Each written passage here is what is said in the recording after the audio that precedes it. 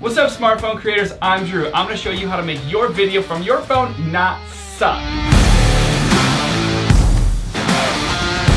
What is up? Here's 5 tips for you smartphone creators. Number 1, use a tripod or a book or something that you can lean your phone up against, either vertical or horizontal, whatever your needs are, so that you can actually keep the phone nice and steady. I use this cheap clip here that I got on Amazon. It goes both vertical and horizontal and it mounts to pretty much any tripod like a normal camera.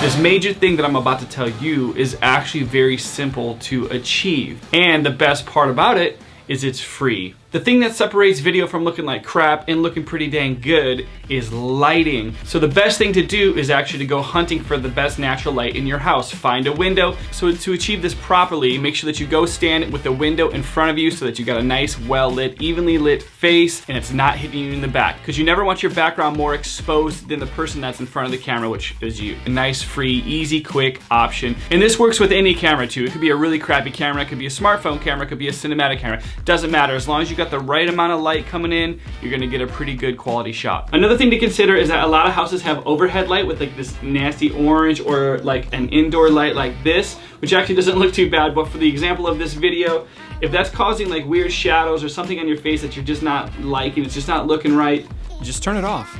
So if your audio sucks, there are a few things that you can actually do without spending any money at all. You can actually film on wide lens mode and sit a little bit closer and therefore getting better audio. So if you're not familiar with a lav mic, you should probably look into that. So I actually got this lav mic on Amazon for only $13. So if you have an extra $13 lying around, definitely go get yourself a lav mic. I've actually linked one down below, which is a really good one as well. So you can get it for under 15 bucks. I actually got this one for 13 bucks and it makes a huge difference. Check this out. So this is what the camera sounds like normally. And this is what the camera sounds like on wide angle mode with me sitting a little bit closer. And here's how things sound with my $13 mic from Amazon.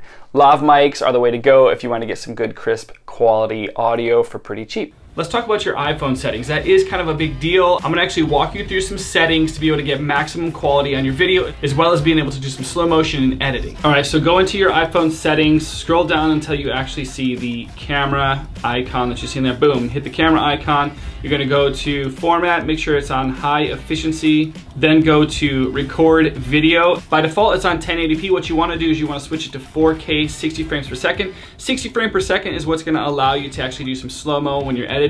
Also, iPhone really does have a nice slow-mo feature that's built in. So if you click on record slow-mo, you'll see you got a choice between 120 frames per second or 240 frames per second. Obviously 240 frames per second. The more frames per second you have, the better your slow-mo is gonna look. So thank you for watching this video. I hope that you found it helpful. If you did, give a thumbs up. Make sure that you subscribe, turn on the notification, hit that little bell so that you never miss any video or any new tips or tools that are coming out your way.